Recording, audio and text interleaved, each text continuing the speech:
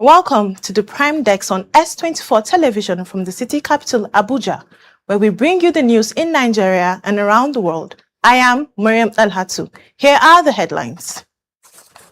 Kidnappers demand 1.5 billion naira ransom for Anambra businessman Jesco. Troops restore peace after farmers' herders clash in Plateau State. New York allocates $7.25 million to provide legal aid for 1,400 migrant children. Now, the news in full. Kidnappers holding the chairman of Jesco Group, Chief Sir Joseph Ezeokafor, have reportedly increased their ransom demand to 1.5 billion naira. Ezeokafor, a businessman, was reportedly abducted in the early hours of Tuesday on his way to a prayer ground for his annual spiritual rejuvenation. A source close to the family told a sister television that the kidnappers initially demanded 700 million naira before later increasing the ransom. The family was reportedly prepared to negotiate for his release, but communication with the abductors have since been broken down. The Anambra State Police Command and the state government have not publicly commented on the reported abduction, leaving the circumstances surrounding his whereabouts and effort to secure his release unclear. But this development has heightened concern among residents and business owners in Anambra, where kidnapping remains a major security challenge. Troops of the Nigerian Army's Operation Enduring Peace have restored calm following a clash between farmers and herders in Dong community, just north local government area of Plateau State. The confrontation reportedly created tension in the community, prompting the deployment of troops to prevent the situation from escalating. Security personnel moved into the area and took steps to restore normalcy. The latest incident again highlights the recurring tension between farming and herding communities in Plateau State. Troops are expected to maintain a presence in the area as residents have been urged to remain calm, avoid retaliatory action, and cooperate with security agencies in the area. No fewer than 168 solar-powered streetlights installed along the Long Bridge section of the Lagos-Ibadan Expressway have been stolen by suspected vandals.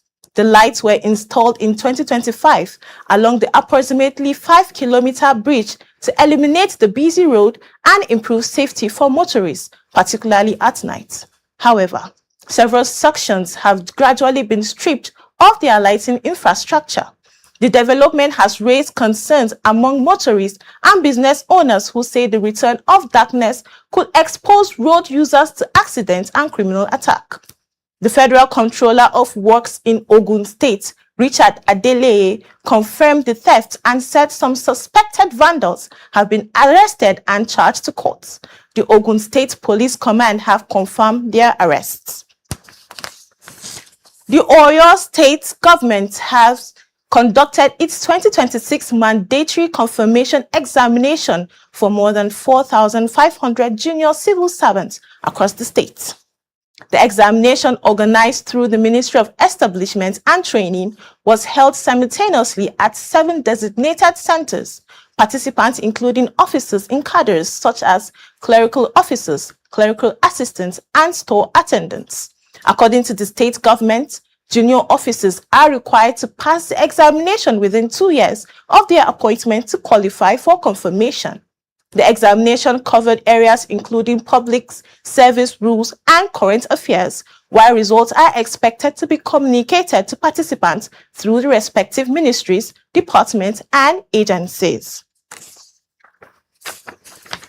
As the race towards the 2027 general election gathers momentum, questions about the credibility of Nigeria's electoral process and preparedness of the Independent National Electoral Commission, INEC, continues to dominate public discourse, with concerns over electoral reforms, voters' confidence, and the conduct of future polls. Many Nigerians are asking this question: is INEC truly ready to deliver free, fair, credible election? S24 Gladys Asukwo took to the streets to find what Nigerians think. The reports still remain.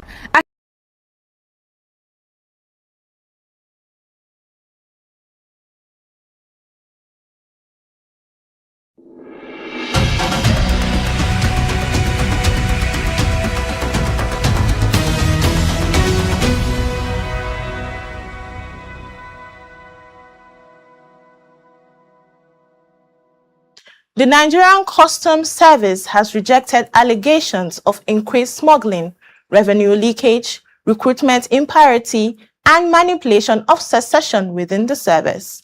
The Service National Public Relations Officer, Deputy Comptroller Abdullahi Maiwada, described the allegation as misrepresentation of its operation and administrative processes.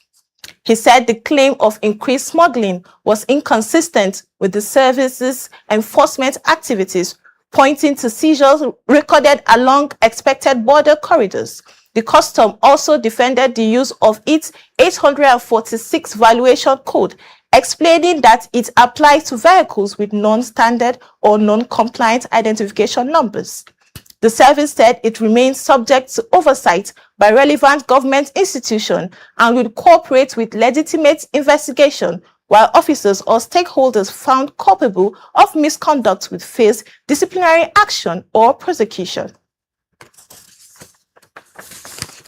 In recent times, the federal government has introduced several empowerment programs and initiatives aimed at equipping young Nigerians with skills, opportunities, and financial support. But how accessible are these programs to the everyday Nigerian youth? S24 Martha Okpela-Niedu took to the street of FCT to hear directly from young Nigerians about their experience, awareness, and access to these opportunities.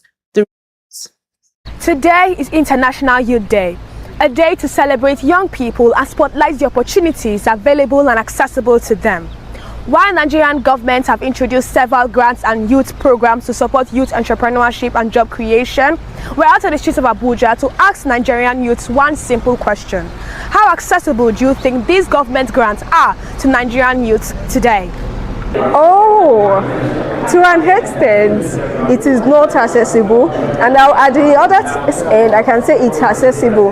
The thing is, most of these government initiatives, most of these young people are not even aware about it. So it's only few that we are, so a whole large number of young people are not aware. So it's not accessible to a large number of young people.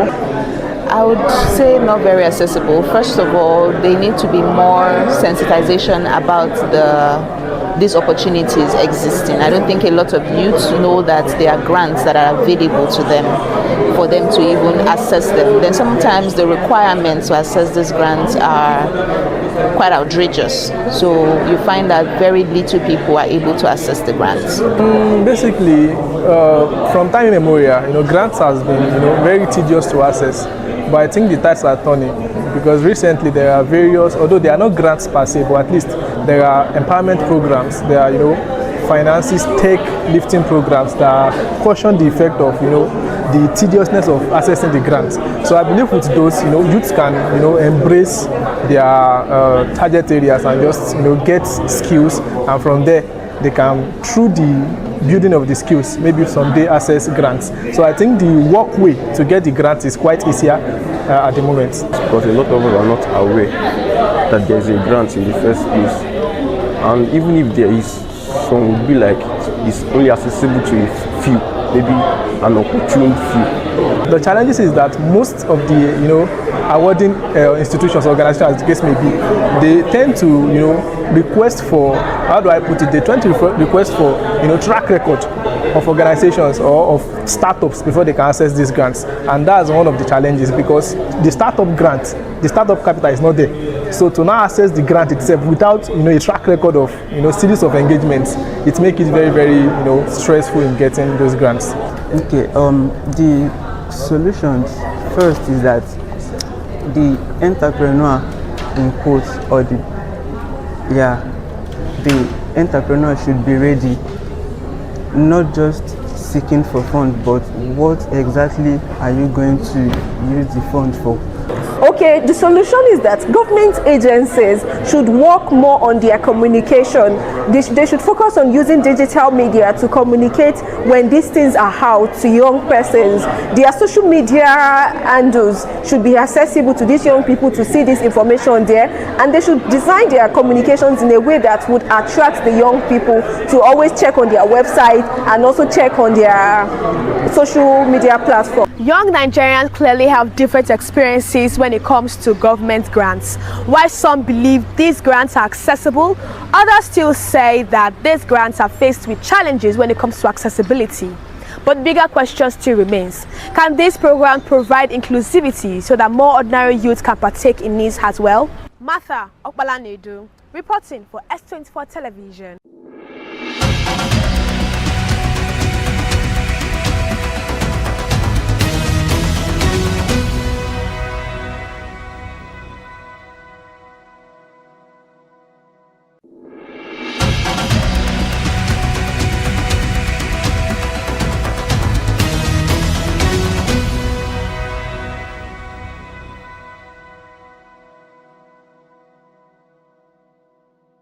If you are just joining us, you're watching the Prime Desk on S24 Television. Stay tuned for our international news coming up after the break.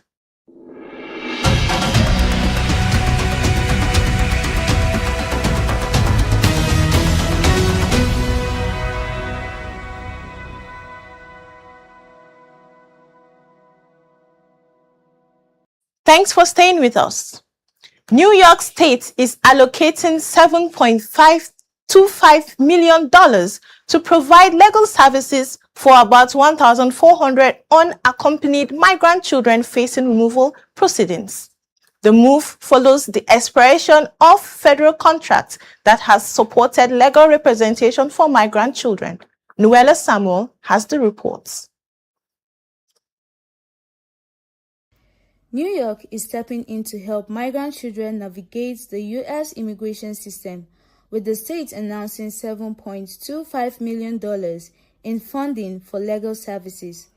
The money is expected to support roughly 1,400 unaccompanied migrant children across the state, including more than 250 who are currently detained.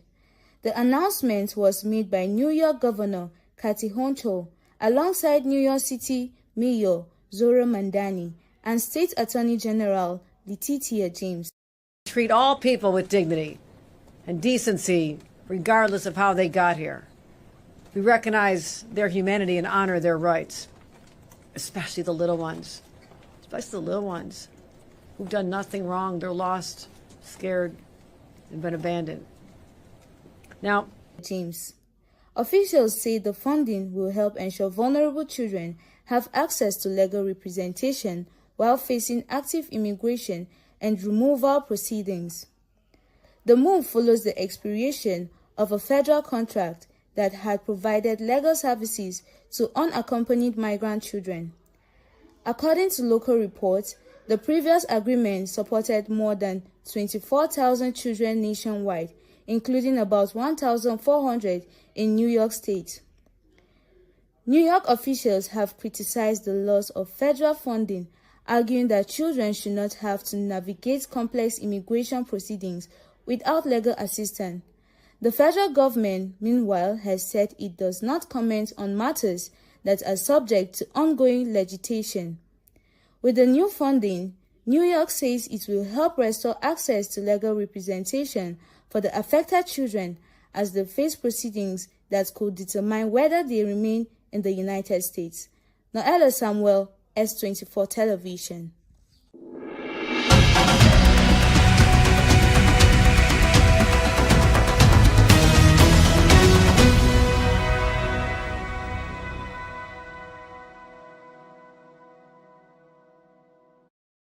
A major environmental crisis is unfolding off the coast of Oman, where oil from a stranded tanker has reached the shoreline, threatening marine life and sensitive coastal ecosystem.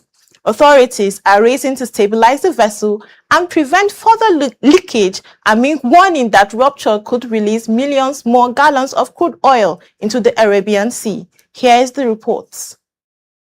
A major environmental crisis is unfolding off the coast of Oman after oil from a stranded tanker reached the country's shoreline.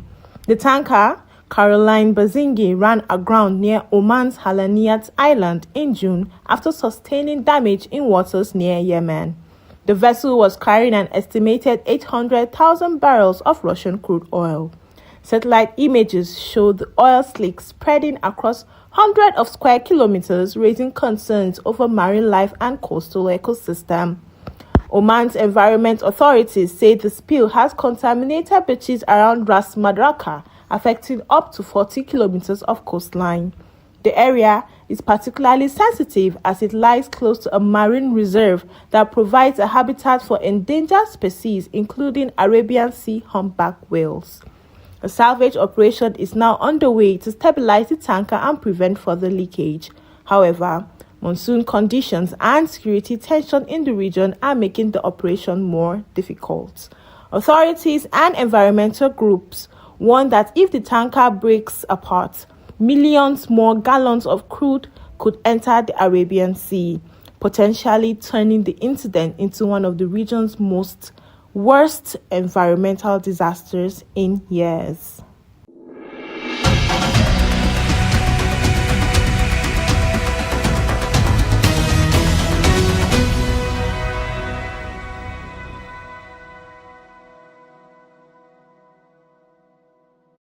You're still watching Prime Desk on S24 television. Now, let's move to our explainer segment where we provide the facts, context, and details. Stay with us.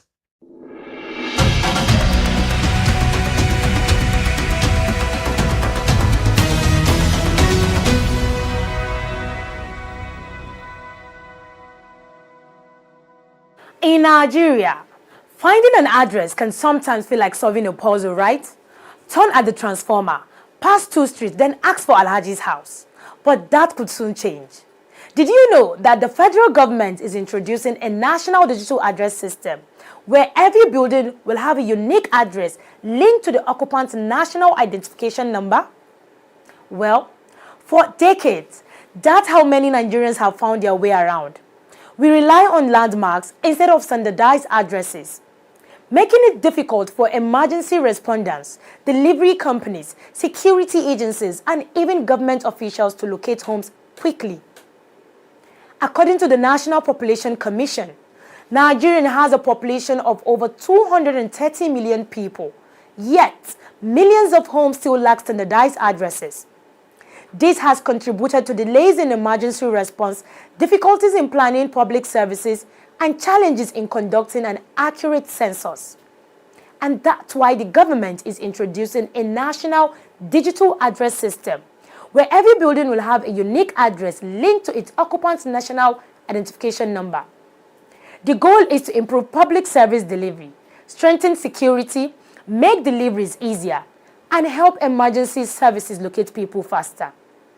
But success won't come from assigning house numbers alone. The system will require accurate data, public cooperation, proper implementation, and strong protection of citizens' personal information. So, as Nigerian begins this new chapter, the real question isn't just whether your house will get a number, but it's whether this system will finally end the era of the 3rd street after the mosque and give every Nigerian an address that truly works.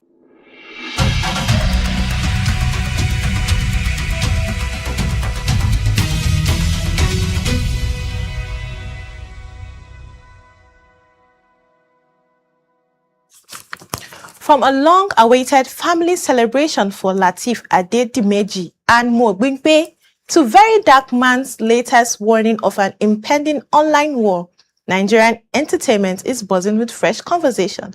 Let's join S24's Karima Hassan for a roundup of the biggest entertainment news making the waves today. Lateef Adedimeji is one of the names making waves in Nigeria right now. And this time, it's all about a beautiful family milestone. The actor and his wife, fellow actress Mo Bimpe, are celebrating their triplet sons with a Thanksgiving and a dedication ceremony. The celebration follows the arrival of their 3 boys in May. After years of waiting and dealing with the pressure that came with not having children, Lateef and Mo Bimpe, who got married in December 2021, have opened up about the online trolling, societal pressure, and hurtful comments they faced during those years. So, seeing them celebrate their triplets with family, friends, and colleagues has made the occasion particularly emotional for many fans. Meanwhile, attention has shifted online to Very Dark Man, who has warned his followers to prepare for what he describes as an impending online war. The activist, whose real name is Martins Vincent Otsi, says he has new evidence that could cause serious reactions online once it is released. Very Dark Man, who founded the Rattel movement, also insisted that he controls social media and cannot be cancelled. He admitted that he was disappointed by his follow counts, but maintained that the evidence he plans to release could trigger a major backlash. His supporters have already started sharing posters calling for unity against police, bloggers, and others they believe are working against him. But, as expected, the reaction is divided. While his loyal supporters say they are ready to stand with him, critics are already calling the latest warning another attempt to attract attention, especially considering his previous controversies, including those surrounding P-Square and the death of Mohbad. Meanwhile, music fans have something new to look forward to from Victony. The singer has officially announced his sophomore album, Star Life, and is dropping it on August 21st. This comes after his 2024 debut album, Stubborn, which helped establish Victony as one of the notable young voices in Afrobeats. The announcement came with dramatic visuals showing the singer surrounded by rocky landscapes, alongside a teaser featuring a preview of the new song. And judging from the reactions online, fans are already curious to hear how much Victony's sounds have evolved. And there is another big music story coming from Leona. His album, On the Road, has moved to #1 on Apple Music Nigeria, pushing Asake's Money live in London from the top spot on August 13th. Fans have been celebrating their achievements, particularly because Zona's journey from his early 2 classic days to becoming a more recognized name in Nigeria's music scene.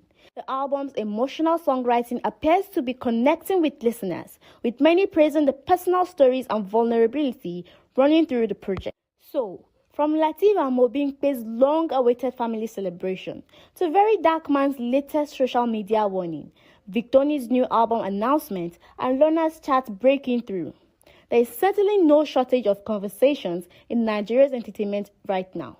Karim Hassan, S24 Television.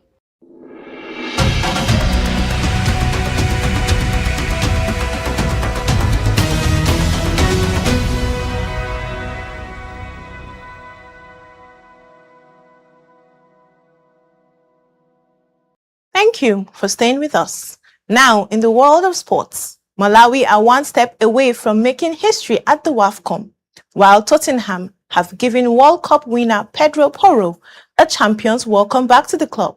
Udokan Gospower has the reports. Malawi are one game away from completing a remarkable WAFCON journey after reaching the final in their debut appearance at the tournament. Their rise began with a statement victory over defending champions Nigeria in their opening group game as the Scorchers defeated the Super Falcons 3-2. From there, Malawi continued to grow in confidence, remaining unbeaten as they pushed their way through the tournament and into the semi-finals. And they showed once again that their run was no fluke when they faced Algeria in the last 4. Tabitha Chawinga scored twice, while her sister Temwa also found the net as Malawi defeated Algeria 3-1 to secure their place in the final. The Chawinga sisters have been central to Malawi's attacking threat, with the team now leading the tournament scoring chart with 12 goals. Their impressive campaign has also earned them qualification for the 2027 FIFA Women's World Cup, giving the Scorchers another major milestone to celebrate. But there's still one piece missing from this remarkable story. On Sunday in Rabat, Malawi will face Cameroon in the WAFCON final, with both sides chasing their first ever Women's African Cup of Nations title. For a team making its debut at this stage of the competition, Malawi now have the opportunity to turn an already historic campaign into a first continental crown. And while Malawi prepares for that final showdown, another football story has been about a champion receiving a special welcome home. Pedro Porro has returned to Tottenham after helping Spain win the World Cup with a dramatic 1-0 extra-time victory over Argentina in July. The rides back also earned a place in the tournament's Dream XI, adding another personal achievement to his World Cup triumph. And Tottenham made sure his return was one to remember. His teammates formed a guard of honor for Porro at a training ground, celebrating the World Cup winner as he rejoined the squad ahead of the new season. The gesture was warmly received by supporters and highlighted the unity within the squad. Porro has now also joined an exclusive Tottenham club, becoming the fourth player from the team to lift the World Cup trophy. From Malawi chasing their first continental crown to Porro returning to Spurs as a world champion, two different stories, but both reminds that football is as much about the moments around the game as what happens on the pitch. Udokan Gotspa, S24 Television.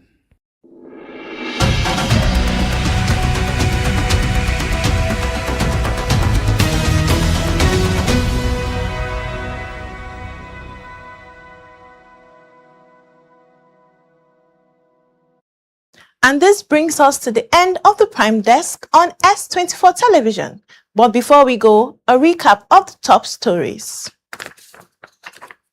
Kidnappers have demanded $1.5 billion naira ransom for the release of Anambra businessman Jesco, as concerns grow over the safety of residents and business owners in the state.